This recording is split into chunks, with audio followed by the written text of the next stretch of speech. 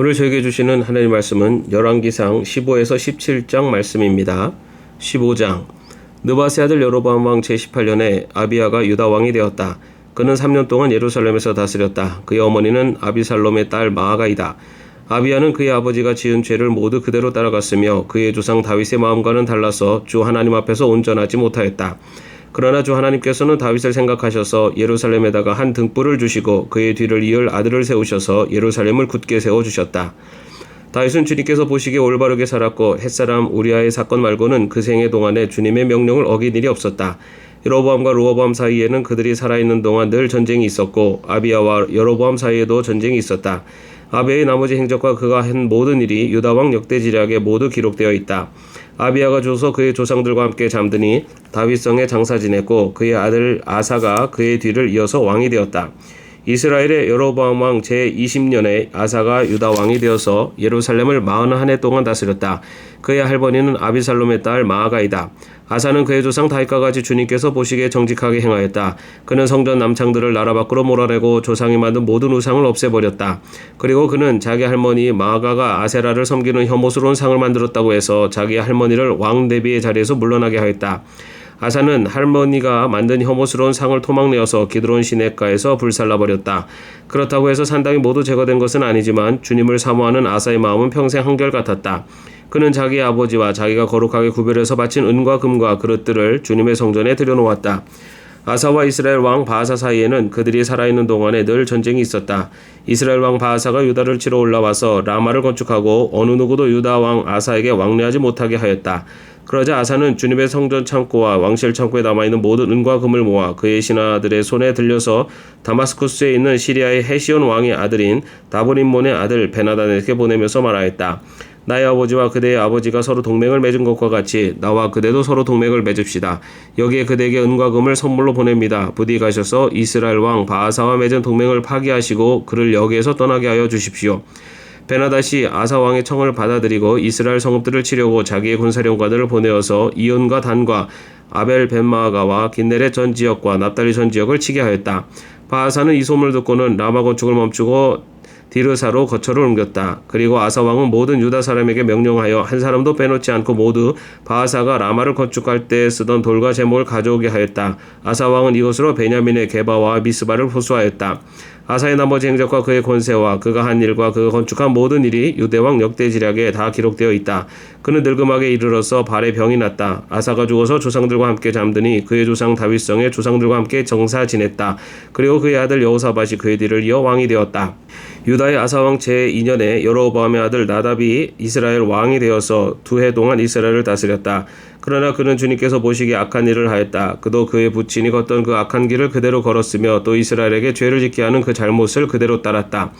이사갈 가문의 아이야의 아들인 바하사가 그에게 반기를 들고 일어났다. 나답과 모든 이스라엘이 기브돈을 포위하였으므로 바하사는 블레셋의 영토인 기브돈에서 나답을 쳤다.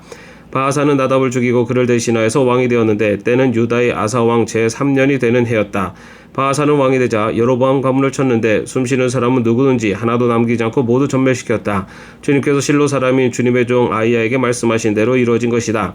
여로보암이 자기만 죄를 지은 것이 아니라 이스라엘까지도 죄를 짓게 하였으므로 주 이스라엘 하나님께서 이렇게 진노하셨다. 나답의 나머지 행적과 그가 한 모든 일은 이스라엘 왕 역대지략에 다 기록되어 있다. 아사와 이스라엘 왕 바하사 사이에는 그들이 살아있는 동안에 늘 전쟁이 있었다.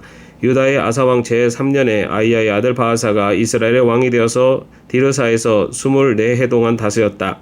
그는 주님께서 보시기에 악한 일을 하였고 여로보암의 걸을 길을 그대로 걸었으며 이스라엘에게 죄를 짓게 하는 그 죄도 그대로 따라 지었다. 16장 주님의 말씀이 하나니의 아들 예후에게 내려서 바하사를 두고 이렇게 말씀하셨다. 나는 너를 먼지 속에서 이끌어내어서 내 백성 이스라엘의 통치자로 삼았다. 그런데 너는 여로보암과 같은 길을 걸어서 내 백성 이스라엘로 하여금 죄를 짓게 하고 그 죄 때문에 내 분노를 사는구나. 내가 바하사와 그의 가문을 쓸어버리겠다. 그리하여 내 가문을 느바세 아들 여로보암의 가문처럼 만들겠다.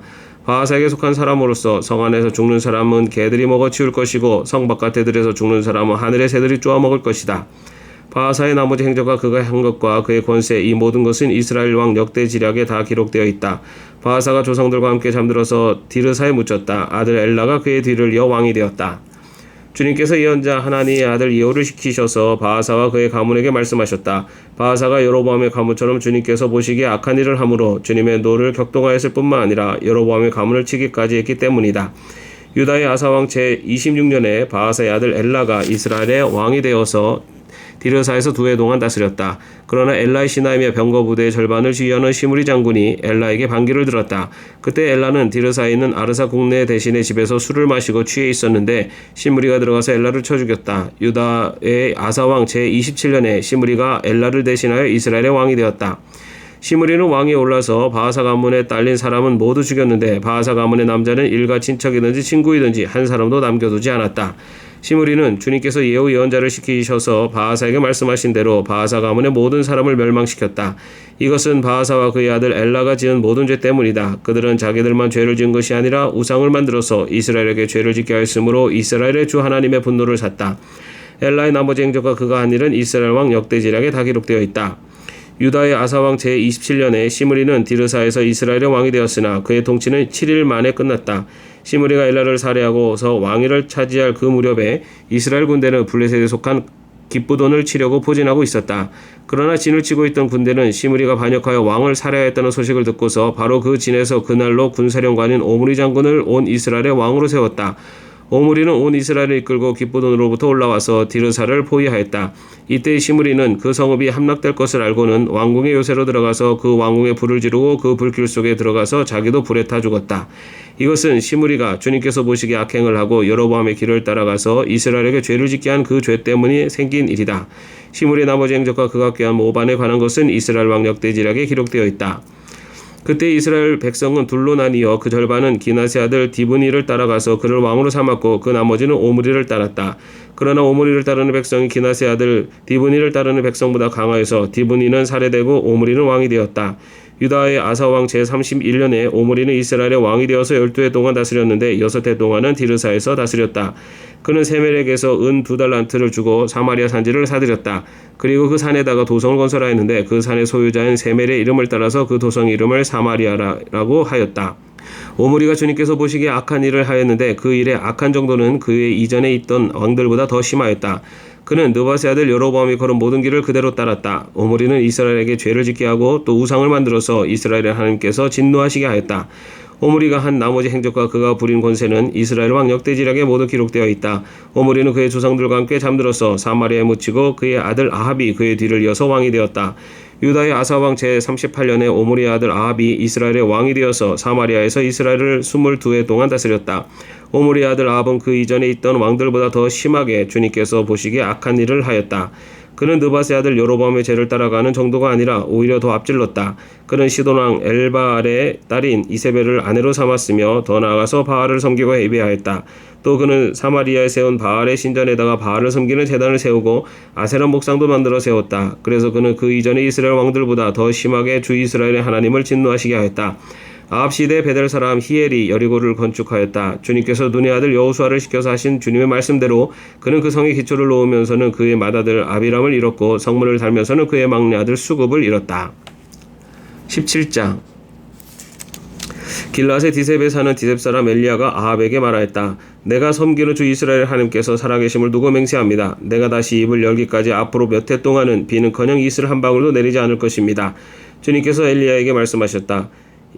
이곳을 떠나서 동쪽으로 가거라. 그리고 거기 요단강 동쪽에 있는 그리 시냇가에 숨어서 지내며 그 시냇물을 마셔라. 내가 까마귀에게 명하여서 내게 먹을 것을 날라주게 하겠다. 엘리야는 주님의 말씀대로 가서 그대로 하였다. 그는 곧 가서 요단강 앞에 있는 그리 시냇가에 머물렀다. 까마귀들이 아침에도 빵과 고기를 그에게 가져다 주었고 저녁에도 빵과 고기를 그에게 가져다 주었다.